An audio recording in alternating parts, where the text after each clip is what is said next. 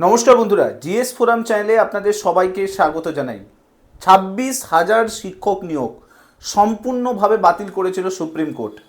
32,000 শিক্ষক নিয়োগ এখনও পর্যন্ত সুপ্রিম কোর্টে বিচারাধীন রয়েছে এবং তার উপরেও খাড়া ঝুলছে। তার সঙ্গে সঙ্গে আবার নতুন করে মাদ্রাসা এবং হাই মাদ্রাসাতে যে কয়েক হাজার শিক্ষক নিয়োগ হয়েছিল 2016 সাল থেকে 2020 সাল পর্যন্ত, সেই সমস্ত কিছুর ওপরে প্রশ্নচিহ্ন তৈরি করলো সুপ্রিম কোর্ট। তার বৈধতা নিয়ে প্রশ্ন করলো সুপ্রিম কোর্ট। আজকের এই ভিডিওতে ডিটেলসে দেখার চেষ্টা করব মাদ্রাসা এবং হাই মাদ্রাসা কমিশনের যে শিক্ষক নিয়োগ সেটা নিয়ে সুপ্রিম কোর্ট কী রায় দিচ্ছে, কী বড় নির্দেশ দিল, সমস্ত কিছু থাকবে এই ভিডিওতে। ভিডিওটা ভালো লাগলে মাস্ট লাইক করে দেবেন, চ্যানেলটাতে নতুন হয়ে থাকলে সাবস্ক্রাইব করে নেবেন এবং মাস্ট এই ভিডিওগুলোকে শেয়ার করতে ভুলবেন না। তো চলুন শুরু করা যাক। দেখুন, এখানে আপনারা নিউজ দেখতেই পাচ্ছেন। সুপ্রিম কোর্ট 2016 সালের পর থেকে 2020 সাল পর্যন্ত যত শিক্ষক নিয়োগ হয়েছে হাই মাদ্রাসা এবং মাদ্রাসা স্কুলগুলোতে, তার নিয়োগ প্রক্রিয়া যেখানে বৈধতা নিয়ে প্রশ্ন তৈরি করা হয়েছে এবং তার সঙ্গে সঙ্গে তার যোগ্যতা নিয়েও প্রশ্ন তৈরি করা হয়েছে সমস্ত শিক্ষকদের। দীপঙ্কর দত্তের বেঞ্চ, ডিভিশন বেঞ্চ, সেই বেঞ্চ সর্বসম্মতিক্রমে কয়েকটা জিনিসের প্রশ্ন তৈরি করেছে যে এই যে নিয়োগ প্রক্রিয়া সেটা কি সত্যিকারে কোনো বৈধ ছিল না, তার কি কোনো যাচাইকরণ হয়েছে, সঠিকভাবে প্রক্রিয়া মেনে কি সেই শিক্ষক নিয়োগগুলো হয়েছে, তার উপরে অনেক বড় প্রশ্নচিহ্ন তৈরি করে দিয়েছে। প্রসঙ্গত আমি আপনাদেরকে বলে রাখি, দেখুন এই পুরো বিষয়টা উঠে আসে 2015 সাল থেকে। 2015 সালে কলকাতা হাইকোর্ট একটা বড় রায় দেয়।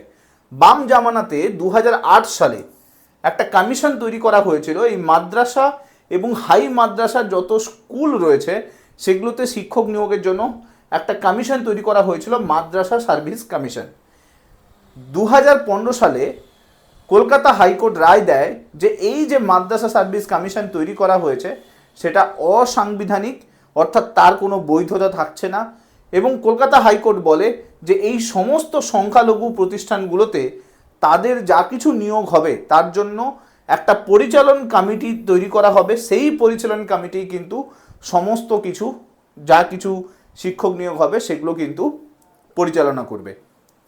এই পুরো বিষয়টা আসে এবং তারপরের থেকেই দেখা যায় যে মাদ্রাসা এবং হাই মাদ্রাসার যে স্কুলগুলো রয়েছে সেখানে যে নিয়োগ প্রক্রিয়া হতো সেই নিয়োগ প্রক্রিয়া পরিচালনা করতো কিন্তু মাদ্রাসা পরিচালনা কমিটি, অর্থাৎ সেই সমস্ত যে মাদ্রাসাগুলো তাদের পরিচালন কমিটি তারাই কিন্তু সমস্ত নিয়োগ করত। এই পুরো বিষয়টা আবার হাইকোর্ট থেকে সুপ্রিম কোর্টে চলে যায়, কারণ তৃণমূল সরকার যে রাজ্য সরকার ছিল সেই রাজ্য সরকার সুপ্রিম কোর্টে যায় এবং সুপ্রিম কোর্টে বলে যে মাদ্রাসা পরিচালন কমিটির হাতে সমস্ত দায়িত্ব না দিয়ে এই পুরো বিষয়টার দায়িত্ব দেওয়া হোক মাদ্রাসা সার্ভিস কমিশনকে। অর্থাৎ বাম জামানায় যে মাদ্রাসা সার্ভিস কমিশন তাকেই বৈধ বলে দাবি করে তখনকার রাজ্য সরকার। এই পুরো মামলা 4 বছর ধরে চলে, 2016 সাল থেকে 2020 সাল। 2020 সালে এসে সুপ্রিম কোর্ট রায় দেয় যে মাদ্রাসা পরিচালন কমিটি যেটা তৈরি করা হয়েছিল কলকাতা হাইকোর্টের রায়ে, সেই মাদ্রাসা পরিচালন কমিটি সম্পূর্ণভাবে অবৈধ। এবং তার সঙ্গে সঙ্গে সুপ্রিম কোর্ট এটা বলে যে কলকাতা হাইকোর্ট যে রায় দিয়েছিল সেটাকেও খারিজ করে দেওয়া হচ্ছে। এবং এই যে 4 বছর 2016 সাল থেকে 2020 সালে মধ্যে এই মাদ্রাসা পরিচালন কমিটি যে সমস্ত নিয়োগ দিয়েছে সেগুলো সম্পূর্ণভাবে অবৈধ নিয়োগ। মানে বুঝতেই পাচ্ছেন, কয়েক হাজার শিক্ষককে নিয়োগ করিয়েছিল এই 4 বছরে, সেগুলো সম্পূর্ণ অবৈধ বলে দাবি করে। এই পুরো বিষয়টায় যারা অবৈধ হয়ে গেছিল যে সমস্ত শিক্ষকরা, তারা পরবর্তীকালে নিজেদের চাকরি রক্ষার্থে সুপ্রিম কোর্টে যায় এবং সুপ্রিম কোর্টে মামলা শুরু হয়। সুপ্রিম কোর্ট অনেক বড় কয়েকটা পর্যবেক্ষণ দেয়। সুপ্রিম কোর্ট বলে 26,000 শিক্ষক, সেই শিক্ষক নিয়োগ সম্পূর্ণ বাতিল করে দেওয়া হয়েছে দুর্নীতির জন্য। 32,000 প্রাইমারি শিক্ষক, সেটা নিয়ে অলরেডি কিন্তু মামলা চলছে এবং যা পরিস্থিতি যাচ্ছে তারও কিন্তু বাতিলের পথের দিকে এগোচ্ছে। এরপরে আমরা কি দেখতে পাচ্ছি যে মাদ্রাসা নিয়োগের ক্ষেত্রেও অনিয়ম হয়েছে এবং সেটা নিয়ে সুপ্রিম কোর্টে মামলা চলছে। দেখুন, দীপঙ্কর দত্ত এবং আগাস্টিন জর্জ, দুজন জাজের ডিভিশন বেঞ্চ রায় দেয় যে এই যে মাদ্রাসা পরিচালন কমিটি সেটা সম্পূর্ণ অবৈধ একটা কমিটি। যেহেতু অবৈধ কমিটি, তো অতএব তাদের যে নিয়োগ প্রক্রিয়া সেটাও অবৈধ রয়েছে। এবং তার সঙ্গে সঙ্গে এটা দেখা যায়, পুরো মামলা চলাকালীন বোঝা যায় যে তাদের সিলেকশন প্রক্রিয়া ঠিকমতো করে বৈধ নয়। এবং তার সঙ্গে সঙ্গে এটাও দেখা যায় যে যারা বৈধরা তারাও কিন্তু এই নিয়োগ প্রক্রিয়াতে ঠিকমতো করে পার্টিসিপেট করতে পারেনি, অর্থাৎ তারা কিন্তু সুযোগ পায়নি। এবং এই মামলাতে দীপঙ্কর দত্ত একটা বড় স্টেটমেন্ট দেয়।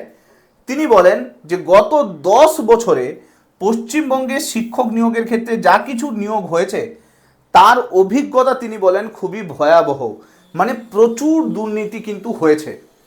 এবার এই পুরো বিষয়টাতে একটা বড় স্টেটমেন্ট আসে।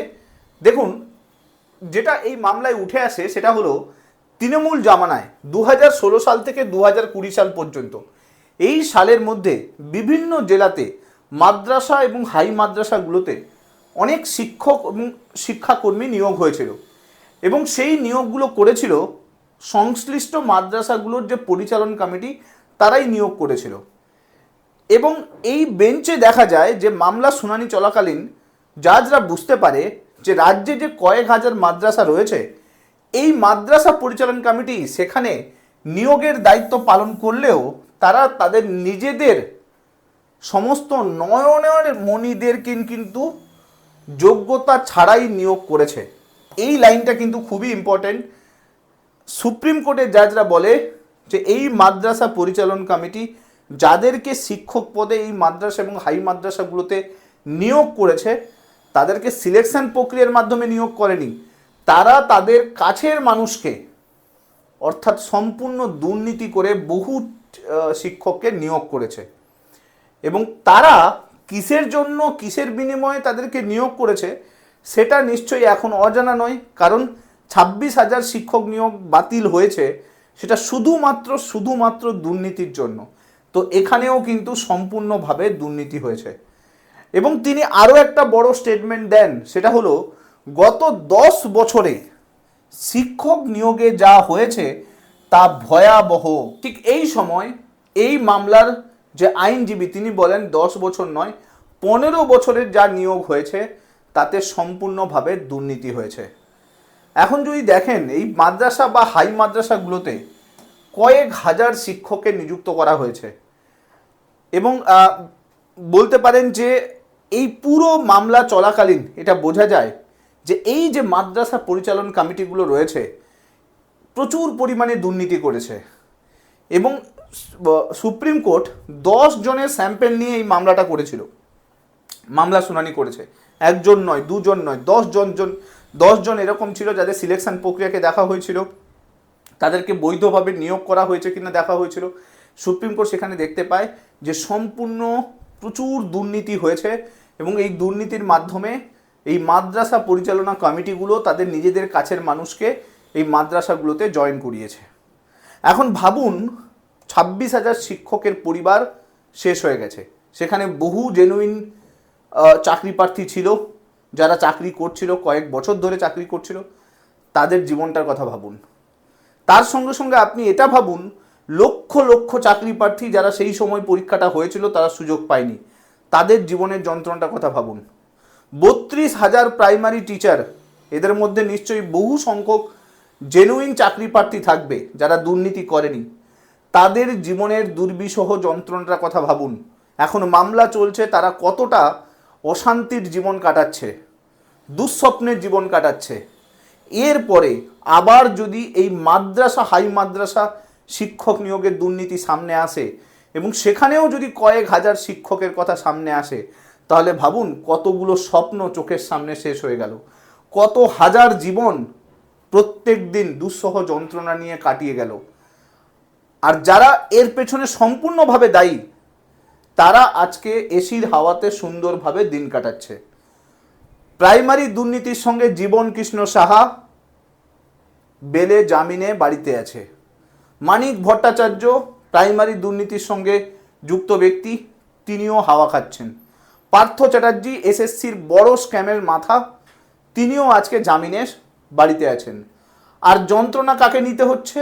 আমার আপনার মতো সাধারণ মানুষকে। শেষ হয়ে গেল কি কি? কয়েক লক্ষ স্বপ্ন, বেঁচে থাকলো দুঃসহ যন্ত্রণা, সংগ্রামের যন্ত্রণা, আর অবৈধ চাকরি পেয়েছি সেই ট্যাগ লাগানো যন্ত্রণা, অসম্মান নিয়ে বেঁচে থাকতে হবে। ভাবুন, এই সমস্ত দুর্নীতির পেছনে একজন দুজন মানুষ নয়, পুরো সিস্টেম কানেক্টেড আছে। আর এই সিস্টেম এখনও শেষ হয়ে যায়নি। এই সিস্টেম যদি চলতে থাকে, আজকে শিক্ষক নিয়োগের দুর্নীতি বেরিয়েছে, কালকে আপনি দেখবেন প্রত্যেকটি চাকরিতে এই দুর্নীতি সামনে আসবে। এখন দেখার বিষয় হাইকোর্ট, সুপ্রিম কোর্ট এই বিষয়ে কি কি বড় বড় পর্যবেক্ষণ দেয়, রাজ্য সরকার এই দুর্নীতি দমনে কি বড় বড় স্টেপ নেয়। যা কিছু নতুন আপডেট আসবে আমি চেষ্টা করব ভিডিওর মাধ্যমে নিয়ে আসার জন্য। ভিডিওগুলো ভালো লাগলে মাস্ট লাইক করে দেবেন, চ্যানেলটাতে নতুন হয়ে থাকলে সাবস্ক্রাইব করে নেবেন এবং মাস্ট এই ভিডিওটাকে শেয়ার করতে ভুলবেন না। Thank you so much. Next ভিডিওতে আপনার সঙ্গে আবার দেখা হচ্ছে। Till then, bye by.